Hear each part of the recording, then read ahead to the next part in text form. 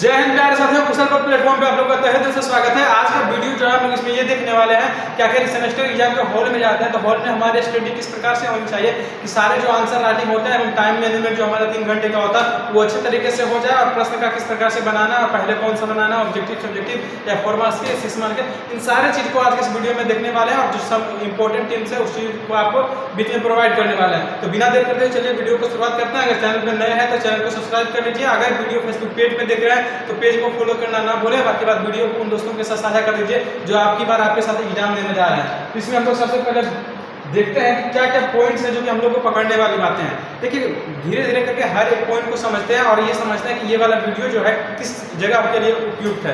देखिए मान लिया जाए कि अभी आपका सेमेस्टर एग्जाम शुरू होने वाला है जो कि आपके मई में 13 तारीख से शुरू होने वाला है। ओके, तो ये जो अब सेमेस्टर एग्जाम के अंदर यानी कि एग्जाम सेंटर के अंदर जाइएगा तो जो आपका हॉल रहेगा, हॉल के बाद आपको जब पेपर मिलेगा तो पेपर मिलने से लेके पेपर सबमिट होने से पहले तक क्या स्ट्रेटजी रखनी है, कैसे आंसर को बनाना, इस चीज को हम लोग देखने वाले हैं। सबसे पहले देखिए हमारा पॉइंट वाइज क्या है। सबसे पहले हमारा पॉइंट ये बन जाता है कि आपको सर्वप्रथम जो है ऑब्जेक्टिव सोल्व करना है। क्या करना है? सर्वप्रथम आपको ऑब्जेक्टिव सोल्व करना है। कलर का जो टेक्स्ट है मैं उसको चेंज कर दे रहा हूँ ताकि आपको अच्छे से दिखना इस प्रारंभ हो जाए। ठीक है, देखिए सबसे पहले आपको क्या करना है, ऑब्जेक्टिव प्रश्न को सोल्व करना है। ऑब्जेक्टिव में हमें सबसे पहले उस प्रश्न को सोल्व करना है जिसमें आप कंठस्थ हो कि ये आंसर इसका यही होगा, इसके अलावा नहीं हो सकता, तो आप उसको बना दीजिए। उसके बाद जो चांसेस होंगे कि ये डाउट में है 50-50 तो वो मारिए और बाकी जो नहीं बन रहा है कि अछूत ही जाएगा उसको आप उनके कोई मान लीजिए नेगेटिव मार्किंग को है। ठीक है, अगला में है ग्रुप बी और ग्रुप सी। देखिए एक बात आपको कहना चाहेंगे, यदि आपकी लिखने की जो स्पीड है वो स्लो है तो पहले प्रयास कीजिए कि आप ग्रुप सी को बनाइए। कारण यह है कि ये अगर ग्रुप सी में जितने भी प्रश्न को जान रहे हैं वो आपके 6 मार्क्स के होते हैं। अगर इसको पूरा कर दीजिएगा आपको मार्क्स कहीं ना कहीं ज़्यादा आएंगे। 4 नंबर के फेयर में अगर पढ़िएगा तो आपका कहीं ना कहीं मार्क्स उधर 2 नंबर वाले जो एक्स्ट्रा मिलेंगे वो कट जाएंगे। इसलिए प्रयास कीजिएगा कि अगर राइटिंग स्लो हो, स्पीड स्लो हो तो पहले ग्रुप सी को बनाइए। और ग्रुप सी में भी सबसे पहले उस प्रश्न को बनाना जो पूरा अच्छा से जानते हो, उसके बाद उस प्रश्न को बनाना जिसमें 50-50 जानते हो, उसके बाद उस प्रश्न को बनाना जिसमें थोड़ा बहुत जानते हो, यानी कि जो सब क्रमशः से धीरे धीरे नीचे आते चले जाना। सेम कंडीशन ग्रुप बी में अप्लाई करना है। साथ ही साथ ये एक आपके लिए गाइडेंस है कि अगर आपकी स्पीड कंट्रोल है, चेक मार रहे हैं रूम में बैठ के या फिर आप जिसे भी पढ़ाई के दौरान, तो अगर आपकी जो चीज़ें हैं कंट्रोल है कि 3 घंटे में सारे चीज़ बना दे रहे हैं तो आप क्रम तरीके से बनाइए, वह बेहतर होगा। कारण यह है ना कि कॉपी जब एक समान तरीके से रहती है तो अच्छी लगती है देखने में और मास्टर को जो चेक करने में होता है ना दिक्कत नहीं होती है। अगला हमारा क्या है, ये वाला तो हमारा यहाँ तक हो गया। अगला देखिए डिफरेंस वाले क्वेश्चन में क्या करना है।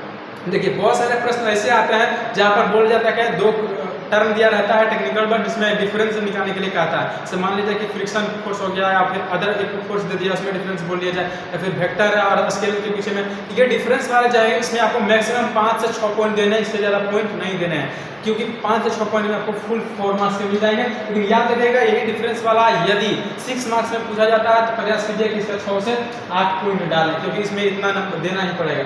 अब देखिए 4 मार्क्स वाले सवाल अगर पूछे जाते हैं जो कि नॉर्मल प्रश्न हो उसमें प्रयास कीजिए कि 8 से 10 पॉइंट लेके। कहने का मतलब है सवाल क्या है उसको पहले थोड़ा सा इंट्रोडक्शन दे दीजिए उसका आंसर का, उसके बाद उसमें जो भी टेक्निकल वर्ड एवं उससे संबंधित जितने भी पॉइंट बन सकते हैं प्रयास कीजिए कि कम से कम 8 ज़्यादा से ज़्यादा 10 पॉइंट को दें। अब पॉइंट में जो है आपका टेक्निकल वर्ड यूज होना चाहिए, इससे आपके 1 मार्क्स भी नहीं कटेंगे कि 4 में 4 पूर्ण तरीके से मिल जाएंगे। वही प्रश्न अगर हमारे 6 मार्क्स के पूछे जाते हैं तो आपको 14 से प्लस करने का मतलब है मिनिमम 14 दे सकते हैं, नहीं तो उससे अधिक पॉइंट देने का प्रयास कीजिए। इससे आपके 6 मार्क्स में 6 मार्क्स मिलेंगे, कटने की कोई संभावना नहीं होगी। इतने पॉइंट लिखने हैं क्योंकि आप लोगों को दिक्कत ये होती है ना, कहते कि सर कितना लिखना है, नहीं लिखना है भैया, कितना पेज का लिखे, ये डाउट में ना रहे। इतना लिखिएगा तो आपको फुल मार्क्स मिलेंगे और कोई नंबर नहीं कटेगा। अब देखिए टेक्निकल वर्ड के संबंध में और जो ये हमें 8-10 पॉइंट की बात करें उसमें भी हम लोग क्या ऐड कर सकते हैं उस चीज को भी थोड़ा सा समझ लेते हैं। ठीक है, क्योंकि सबसे बड़ी बात यहाँ पे ये है कि ये सारे सवाल का जवाब दे रहे हैं तो पॉइंट को किस प्रकार से लिखना है, पॉइंट का जो आंसर राइटिंग है वो किस प्रकार से करना है। जस्ट इसके बाद जब वीडियो अपलोड होने वाला है उस वीडियो को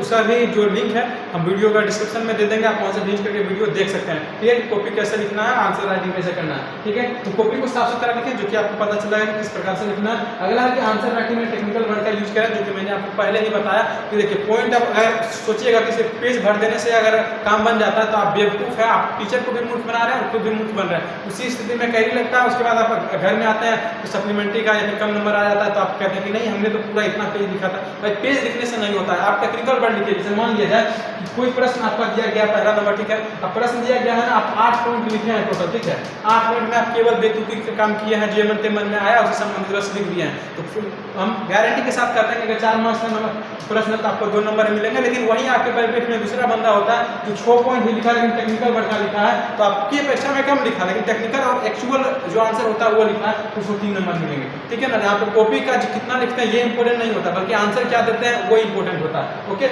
अगला हमारा है कि महत्वपूर्ण उदाहरण और फॉर्मूला के संबंध में क्या है, देखो से 8-10 पॉइंट दे रहे हैं। अब इसमें ये हो सकता है अगर किसी भी प्रश्न में पॉइंट के अलावा फॉर्मूला एवं जो चित्र होते हैं, यानी जो हमारे डिजाइन होते हैं, डायग्राम होते हैं, वो आ रहे हैं, तो आप केवल 6 पॉइंट भी दे सकते हैं। उसके बाद आप जो भी फॉर्मूलाज होंगे, फॉर्मूला बराबर जो भी चीजें होंगे, फॉर्मूला को लिख के आप इसको अंडरलाइन कर दीजिएगा, तो आपके यहाँ पे जो 1 मार्क्स के होते हैं यहाँ पे ऐड हो जाते हैं। साथ ही साथ अगर चित्र बनाने के रहते हैं, प्रश्न में जो है चित्र बनाने की आवश्यकता पड़ जाती है, उससे संबंधित चित्र कोई हो तो आप उस चित्र को बनाइए, डायग्राम को बनाइए, वो भी आपके नंबर को ऐड करता है। जहाँ पे अगर चित्र और फॉर्मूला दे रहे हैं तो कहीं ना कहीं आप 6 पॉइंट भी लिखिएगा तो काम चल जाएगा, लेकिन अगर ये दोनों नहीं मेंशन है तो आपको 8 पॉइंट लिखने पड़ेंगे, उससे संबंधित जो भी चीजें हैं अच्छा स्ट्रक्चर में बना के लिखना पड़ेगा। इतना ही कॉपी में करना, विशेष करना नहीं है, क्योंकि देखिए ऑब्जेक्टिव का सॉल्व हो गया, 4 नंबर का सॉल्व हो गया और 6 नंबर का सॉल्व हो गया। ये सारी स्ट्रेटजी आपको क्या करना है, अपना एग्जाम हॉल में बनाना है। अब साथ ही साथ ये करना है, सारे आंसर राइटिंग किस प्रकार से करनी है, टाइम मैनेजमेंट को देखते हुए ये देख लेना कि हमारा टाइम कितना किधर जा रहा है, उस हिसाब से आपको 6 मार्क्स 4 मार्क्स वाले प्रश्नों पे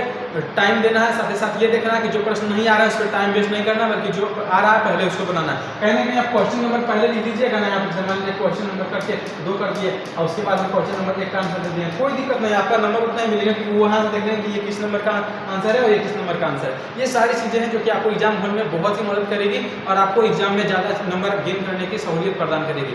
इसके अलावा भी अगर कोई दिक्कतें रहती है तो कमेंट बॉक्स में पूछ सकते हैं। बाकी बात जो कॉपी का आंसर राइटिंग का तरीका क्या होगा, चित्र कैसे बनाना, फॉर्मूला कैसे देना, उस चीज़ को हम लोग अगले वीडियो में देख लेंगे। इससे संबंधित अन्य कोई डाउट रह जाता है तो आप वहाँ पे पूछ सकते हैं कमेंट बॉक्स में। अन्य भी व्हाट्सएप जो हमारा चैनल है डिप्लोमा का, वहाँ पे ज्वाइन कर लीजिए, वहाँ पे सारी जो है PDF वगैरह जितनी भी चीज़ें होती है, जानकारियाँ, एसबीटी के अपडेट, सारी चीज़ें वहाँ पे प्रोवाइड की जाती है, ठीक है। बाकी बात पर्सनली कॉन्टैक्ट भी कर सकते हैं, सारी जो व्हाट्सएप नंबर है वहाँ मिल जाएगी। अब साथ ही साथ देखिए यहाँ पे ये कहना चाहेंगे कि हमारे कुशल पथ का नया लोगो है। बाकी बात हमारे जो प्लेटफॉर्म है, अन्य प्लेटफॉर्म पे भी है, जैसे लिंक्डइन, फेसबुक, इंस्टाग्राम, इस पर भी जाकर फॉलो जरूर कीजिएगा। कॉन्टैक्ट का नंबर है ये तो आपको यहाँ पे देखने को मिल जाएगा। खासकर आप लोगों से यही गुजारिश रहेगी कि सब्सक्राइब जरूर कीजिए भाई, चैनल को देख लेते हैं लेकिन सब्सक्राइब करते नहीं, इसलिए सब्सक्राइब जरूर कीजिए, हम लोग को भी बहुत सपोर्ट की आवश्यकता है। बाकी बात फिर मिलेंगे नेक्स्ट वीडियो में। जय हिंद, जय भारत, धन्यवाद।